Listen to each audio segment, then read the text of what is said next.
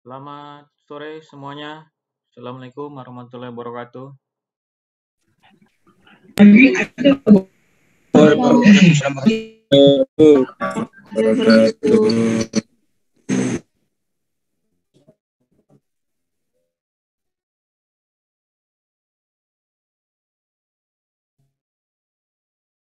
Baik ya. Nah, untuk materi berikutnya, materi ini pembahasannya tentang faktor-faktor ya, faktor-faktor dari penyebab korupsi ya. Aduh. Ini kita berbicara terkait faktor-faktor penyebab korupsi ya.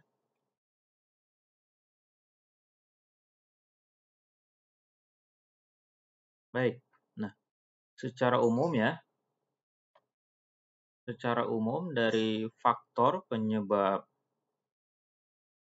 korupsi ya,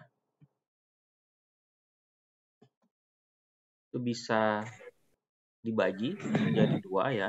Itu ada faktor internal dan ada faktor eksternal.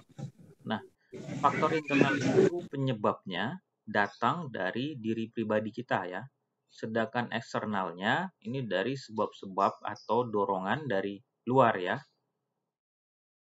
Nah, faktor internal itu dorongan yang berasal dari diri kita sendiri ya. Ada beberapa aspek ya. Yang pertama itu adalah aspek moral. Di sini terjadinya lemahnya keimanan kita, kejujuran dan rasa malu ya. Kemudian aspek sikap dan perilaku ya, seperti pola hidup konsumtif dan tamak. Kemudian aspek sosial. Nah, sini seperti lingkungan keluarga, lingkungan kerja ya, dan pergaulan kita. Ini merupakan faktor internalnya. Nah, ini kita coba diskusi bersama ya. Misalnya menurut Anda, apa saja faktor internal yang mendorong, ini nama samaran aja ya, Dito membuat SIM dengan cara ilegal atau SIM tembak. Nah, ini kita tidak bisa pungkirin ya.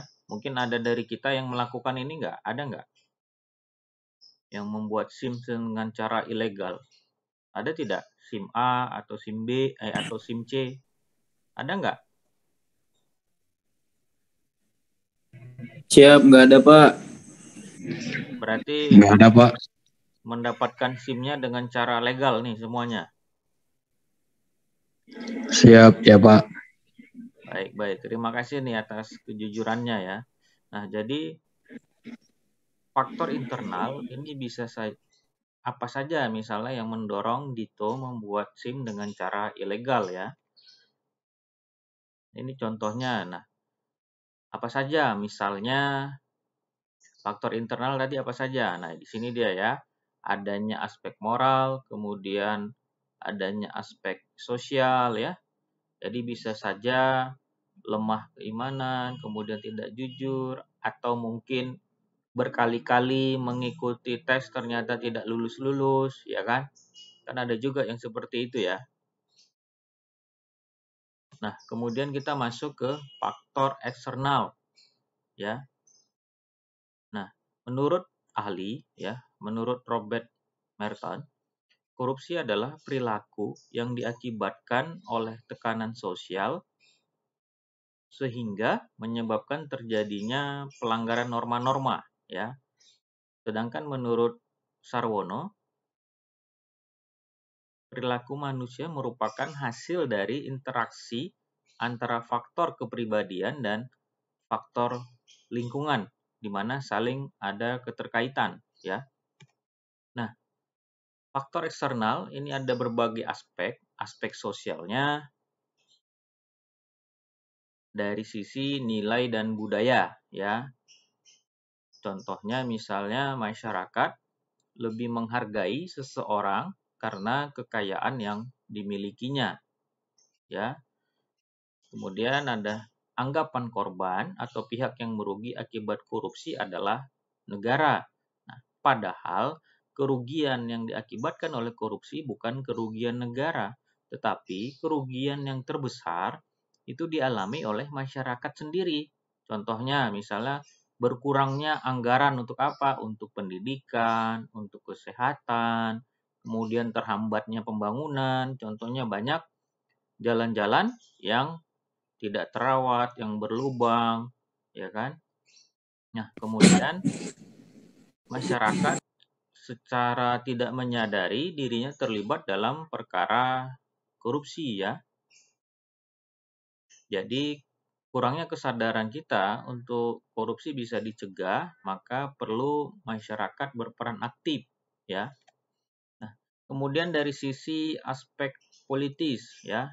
Nah, kita mengetahui dalam beberapa berita terkini ya, ada aktor individu, ada politisi ya dari berbagai kelompok dan partai ya yang terjerat kasus korupsi ya. Kemudian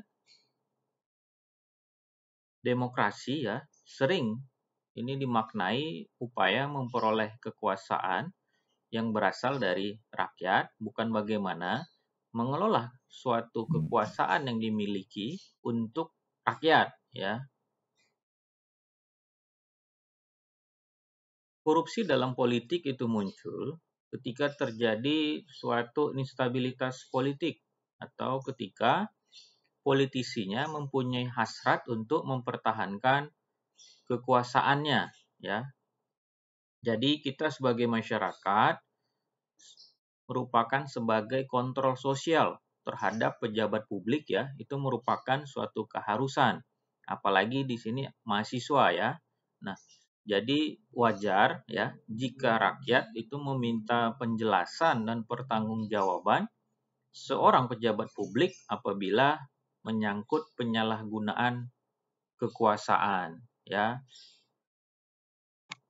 Nah, kemudian dari sisi aspek hukum ataupun undang-undang, ya kita mengetahui saat ini dari berbagai media ya, penegakan hukum lemah ya. Kemudian aturannya diskriminatif atau tidak adil ya. Kemudian adanya aturan hukum yang tidak jelas sehingga menimbulkan berbagai multitafsir dan tumpang tindih antar aturan lainnya.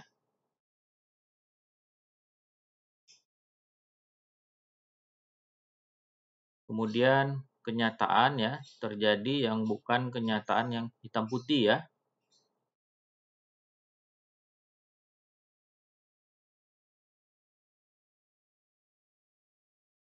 Itu dari sisi aspek hukum, kemudian kita masuk dari sisi aspek ekonomi. Nah, ini terjadi ketimpangan penghasilan dan kebutuhan ya. Misalnya ya, ini saya ambil contoh seorang supir taksi ya. Ini pemisalan mencurangi nota pembelian bensin ya. Lantaran penghasilan yang didapatkan tidak cukup untuk membiayai kebutuhan keluarganya. Nah, jadi aspek ekonomi juga mempengaruhi adanya ketimpangan antara penghasilan dan kebutuhan. Berarti kebutuhan lebih besar daripada penghasilan yang didapatkan. Nah, kemudian adanya ketimpangan penghasilan dilihat dari ranah sosial. Contohnya, ya mungkin di sini sudah ada yang berumah tangga atau yang belum ya. Ini sebagai contoh ya.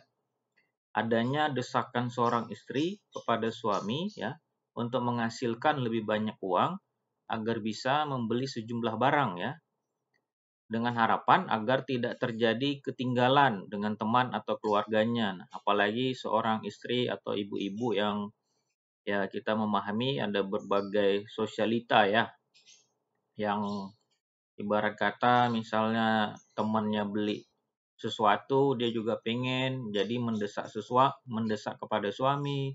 Kemudian ada tetangga beli sesuatu dan istri juga mendesak suami. Nah, disinilah adanya terjadi ketimpangan ya dari sisi aspek ekonomi, penghasilan dilihat dari ranah sosial. Jadi perlu suatu kepatutan ya yang dapat dilakukan oleh seorang suami tentunya terhadap istrinya. Memang ada beberapa realita kenyataan terjadi seperti ini ya. Nah, kemudian aspek dari organisasi. Kenapa terjadinya penyebab korupsi dari aspek organisasi? Karena